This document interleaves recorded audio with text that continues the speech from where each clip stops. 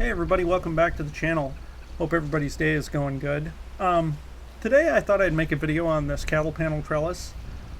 This is actually our third trellis we've put up. We had such good luck with the first two, we thought we'd put another one up.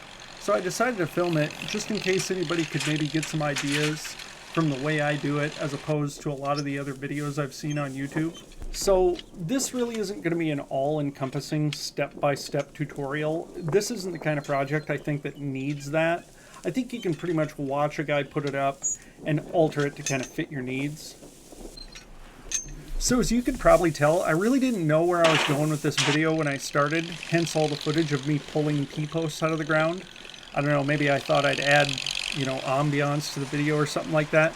But it does give me an opportunity to bring up a couple of points here. One, that T-post puller is one of the handiest tools I have ever purchased.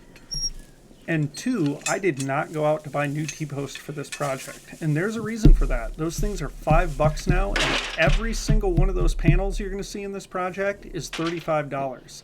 And that can make this a little bit cost prohibitive. And one of the first things you might notice if you move out into the country and you become a, put this in quotes, modern homesteader, is it's expensive. So when you're looking at a project like this, just in your head, work it out. Is the juice worth the squeeze? Because believe it or not, there are a lot of other great ways to grow vining vegetables that are cheaper than this. Now, I know that was kind of a negative rant I went on just there, and I don't want to sound discouraging to anybody, but, maybe someday ask me, hey, Dylan, why do you have $3,000 worth of cattle panels you don't know what to do with? And I assure you that's an absolutely riveting story, but it's for another time.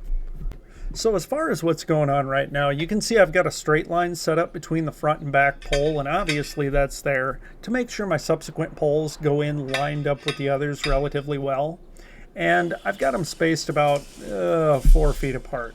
And I really haven't measured anything. I don't think you really need to with this project. This thing ain't a rocket ship, you're going to be growing green beans with it. Now that's not a license to be completely careless. This step is going to set you up for how your trellis is going to look in the end. So take your time, but don't make it take forever. So that maneuver I just pulled right there where you saw me whip the panel up like a bed sheet, that's kind of what sets me apart from the other videos I've seen on YouTube. I'm sure there's somebody else who's done it like this, but a lot of the other videos I see, they have both sides of their poles in the ground before they bring the panel over, and they kind of carry the panel over by the center and then need 2 people to sandwich it in between the poles, and it really looks like a pain. But, don't get me wrong, there are disadvantages to doing it this way. Obviously, you need to measure it once you have it folded up like that to make sure it's the exact width you want. And that T-post you see on the ground, I've actually got a couple of pieces of twine tied around that to show me, what my width should be. And I've got to kind of line it up with that before I, pound my post in. But I think the benefit of being able to do it by yourself kind of outweighs the drawback of it being a little awkward when you pound your post in. And I really don't know, I have no proof of this, but it just seems faster than doing it the other way. And sometimes being able to do it by yourself is an absolute must. I mean, I'm not out in the middle of nowhere. I could go over to my neighbor's house and ask for help, but not everybody's schedule is going to line up with yours, Sometimes you're going to want to get this thing done on a Saturday and they've got stuff going on, People have kids and busy lives and stuff like that, and that's just the way it goes. So before I forget to mention it, the way I'm securing these things to the T-post is with galvanized electric fence wire. That is something I always have around the house. It always seems to come in handy. And I also secure the panels to one another with that same wire. I know I've seen other people do it with hog rings. That's really not my favorite thing to do. I have had those fail several times. I put up a lot of fence once for goats, and they were actually able to ram those panels and break those hog rings open, and it caused me a bunch of problems, and I had to go back with the wire anyway. So for me, the wire seems to be what works. So you're probably going to notice here the weather kind of turned ugly on me at that point. I'm in southeast South Dakota. The wind really picked up, and we were in kind of, for a couple days, dust bowl conditions. It really didn't seem to bother those chickens, but it was bothering me.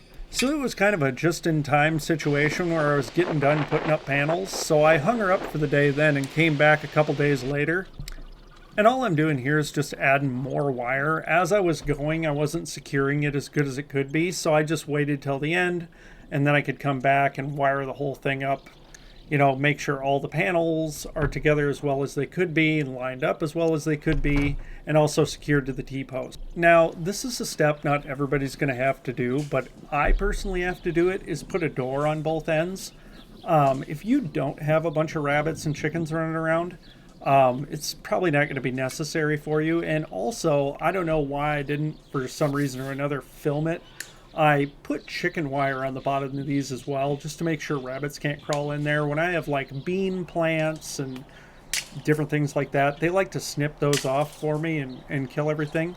And also my chickens like to get inside there, and I don't know if you've been around chickens where you've got tilled up soil, but they do like to take a lot of dust baths and things like that, and will go ahead and tear up your soil for you, which is just great. And there you go, there's your completed trellis.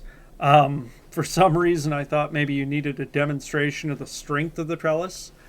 So if you're curious, I'm about 175 pounds and it easily supports my weight. So if you take care of this thing and you don't ram into it with a tractor or something, I'm sure this thing will last you your entire life. But yeah, peace out, and hopefully I'll see you guys in the next one.